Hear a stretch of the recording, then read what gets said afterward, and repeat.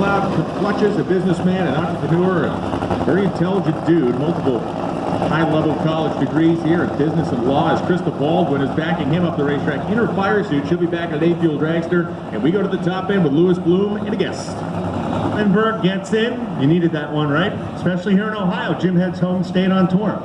Yeah, that felt good, you know, coming back here to America finally after some time back home in Sweden, and yeah, we really needed that run, go down the track.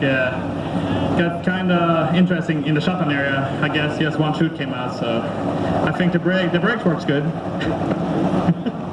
Verified, the carbon fiber brakes effective. They better be. Team McLeod, the Straight Line Strategies Group. Paul Lee, Jim O. I love Jim O when he made the move. He's been a top fuel guy for so many years. He said, my dream is to be able to tune a funny car like my brother does. His brother, you know, is the champion. I thought his brother was Brian Karate, right? No? No, his brother's John O. Oh. Jim O, John O. Oh, I had no idea. See, they got the same O? This is my first day. 391, 326 miles an hour. And Paul Lee steps up big all the way to number 3 spot. That McLeod Dodge just outran everybody on the property this weekend, not named Ron or John. Man, that was awesome. And if his goal is to be as good as his brother, he's just one-upped him, or I guess 4-upped him as he's leaped ahead of him down in the standings as we now go down to Joe Costello in the starting line. Here with Jim Oberhofer, who's really loving this funny car stuff. A big high five from Ron Tobler, 3rd. Hey man, it's like we're teammates with that Napa car. It's pretty cool. You know, Ron and Dustin, all those guys are awesome. But man, my guys on that car are awesome, man. We're a bunch of rejects and we're having fun racing funny cars. There you go. You're better than rejects. Come on now. Well, 2 of them are rejects. What? They know. He said it.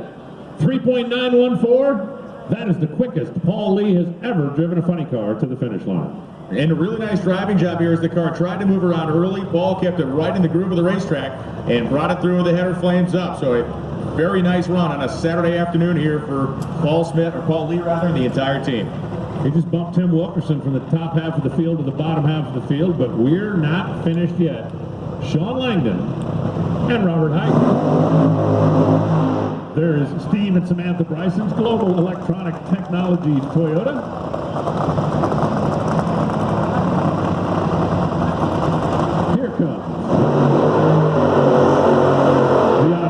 Chevrolet, and here's Lewis Bloom.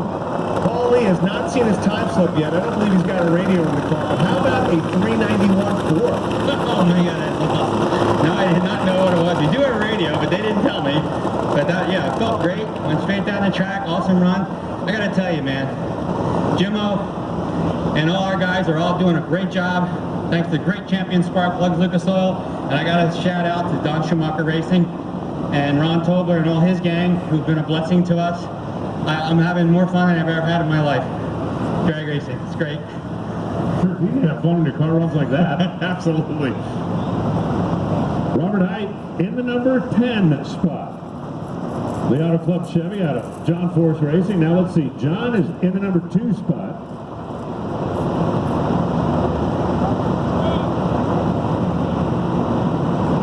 And they're not exactly thrilled with the way that Auto Club car has run so far this weekend. The Global Electronic Technology Toyota sits 12th best. As a matter of fact, Sean Langdon has not yet been in the 3s, and that's kind of a head scratcher.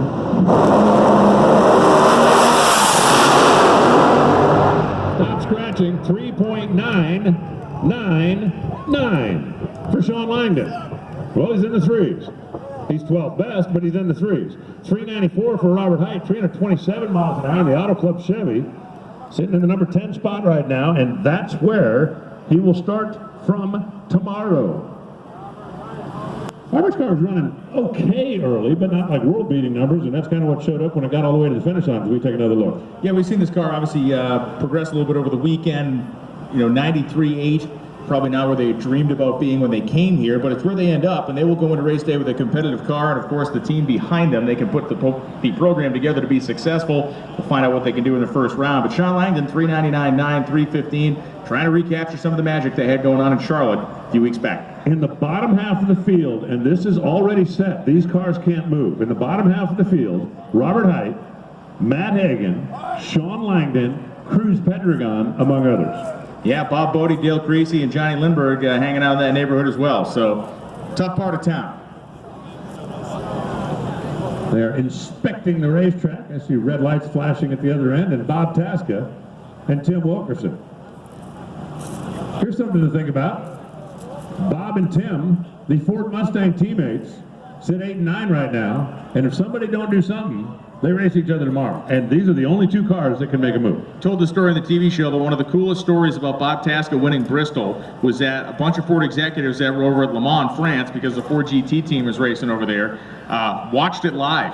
They were actually in the pits, in the pit stall in Le Mans, racing with the team. They heard what was going on at our race in Bristol. They flipped it on. So all the way over in jolly old France.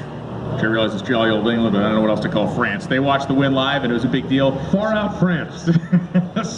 There is some representation here from Ford this weekend on the executive level, helping to kind of celebrate the victory with Bob. Big deal there. And Tim Wilkerson, Polar Air Compressors, are an Ohio company, and he wears their colors each year here in Norwalk. One of the real interesting things about the story Brian actually speaks French, and he came back and did a bilingual announcement on that for the Ford executives in France, because you know that nobody's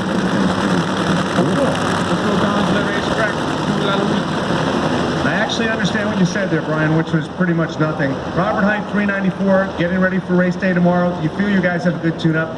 Yeah, I think we do. You know, we switch cars between rounds here, so you know, hats off to the Auto Club boys. They put this Chevrolet back together like I hardly knew it was a new car. So good job. We stepped up a little. I think Jimmy and Chris were looking for a little more though. Why'd you switch cars? Magic. Because the old one wasn't fast enough. Yeah, I did not know that until he said it. He had mentioned in his top-end interview on the TV show today that the front half of the car that he was driving was not to his liking anymore, so I'm guessing that was the impetus to make that change.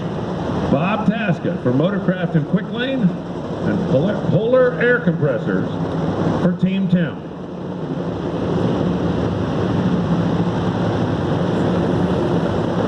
The only reason that Tim didn't like Bob winning last week because Tim wanted to do it first with the new model Mustang.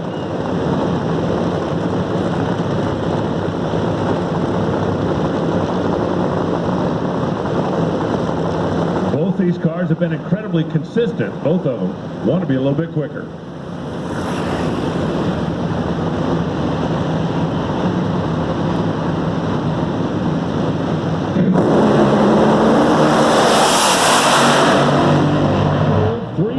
.923, 326 miles an hour for Bob Tasca, and Bob does move from number 8 up to number 6. Tim smokes the tires, goes 485 at 159. That's the only time this weekend he did not pull the parachutes or didn't, you know, make a full tilt run in his Mustang. And he will start from the number 9 spot. At this exact moment in time, he would race Tommy Johnson, but that could change. John Schaefer and Eric Lane, the biggest thing we've seen change out of Tasca's car as we watch this run again on the Sunoco Vision isn't so much they've been able to pull some performances out over the course of the last year and change, but it's the consistency. Now we have seen this car go 4 qualifying passes, 4 elimination runs in Bristol, and now 4 solid qualifying passes here in Norwalk, Ohio. Don't call it a comeback, but these guys are definitely looking good right now. All 4 times Bob Tasca has pulled up the starting line and stood on the gas. The first digit on the scoreboard has been a 3. Yeah. Pretty impressive stuff. Yeah, really impressive. Just a reminder, fans, when we get finished racing funny cars, we've still got alcohol cars that are going to be in competition here tonight. So if you want to hang out for a little bit and watch some 260-mile-an-hour alcohol shooters battle out for a right to come back on Sunday, maybe let traffic thin out a little bit, feel free.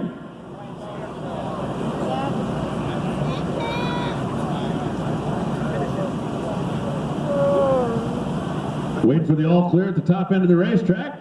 Waiting patiently, Tommy Johnson.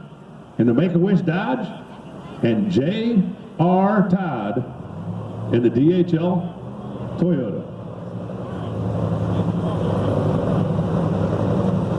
Tough to kind of undersell what Tommy Johnson Jr.'s car has been this season and really over this 4-race stretch. It's been very good. For the last 5 years. Yeah. I mean, he's finished 2nd in the points, he's finished 3rd in the points. He doesn't do a lot of flash and pizzazz. They're not winning 10 races a year, but they are solid competitors every week. He comes rolling in here 3rd in the points with 2nd.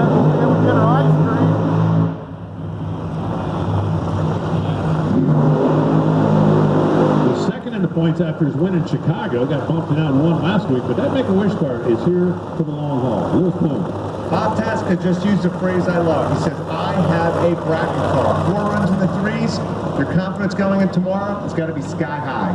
Hey, listen, we got 300-mile-per-hour bracket car here. I know the boys were looking for more than that, but just proud of the team. Car's very consistent. We're putting ourselves in a position to win, and that's what you got to do out here. So for Motorcraft Ford, quick lane, let's go. Bob is a confident guy. Bob is a motivated guy. And Bob is a guy who is not afraid to make change if need be to get the desired results. Right now, he looks like he's got all the pieces in place. Yeah, and I think this guy too, as we look up the Sunoco Vision and the body comes down around J.R. Todd, these guys had the pieces in place to win a world championship last year. Tommy Johnson Jr. has flirted with one, and as Alan said, over the last 5 years, this thing has been a top 5 car and better than that. Well, the DHL team won a championship also a couple of years ago when Del Worship was behind the wheel, so they have been a solid performer over the long haul as well. A Schumacher Dodge in the left side, a Coletta Toyota in the right.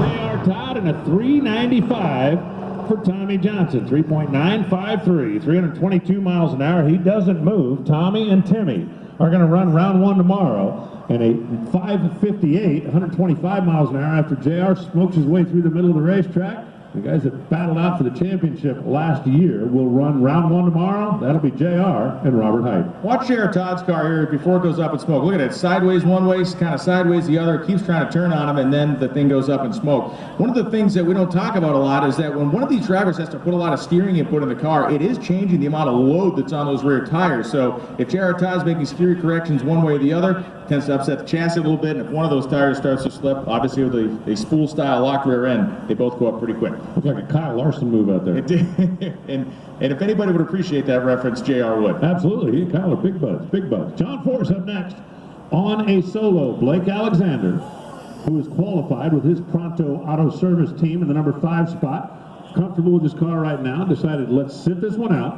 Save a little bit on the budget, get ready to go racing tomorrow. I mean, you got to be pretty confident, even 2 hours ago when they made the decision. We may get moved around. We're probably not going to end up in the bottom half of the field. If I show up round 1 lane choice, I feel like I got my destiny in my own hands. Let's make sure we're ready to race. John Force, man. So the Peak Blue Death. True or false, Films? I got a question for you.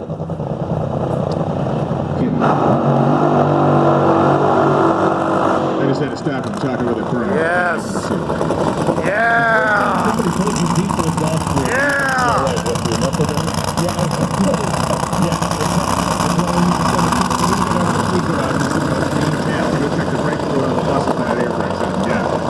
You know what?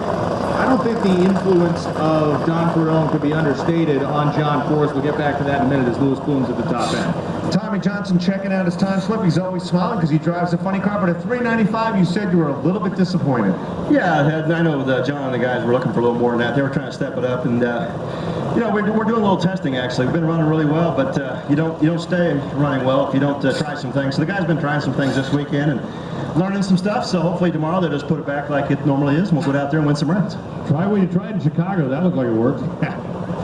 So just going back to a quick point here, we talk about Don Prudhomme and what his influence has been on John Force. We've seen it in his driving immediately. He's, you know, the conversation, everything, like, you're going to start changing stuff? You've won the championship 16 times, you're changing stuff? No, go out and be you. And he's been him, and it's been successful.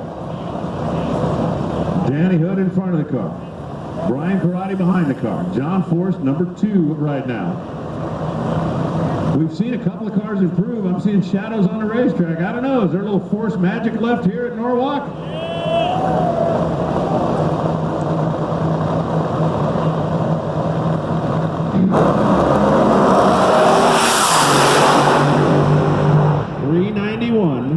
325 miles an hour. John Force is not going to move, but that so far is the best run of the round, and that bodes well going into race day. Yeah, that's legit. John, nice job keeping the car in the groove. Obviously, the tune-up was great. Yes, sir. 317, 282 in the 8th Norwalk mile. Raceway Park. 325 Artifacts and mid-racks.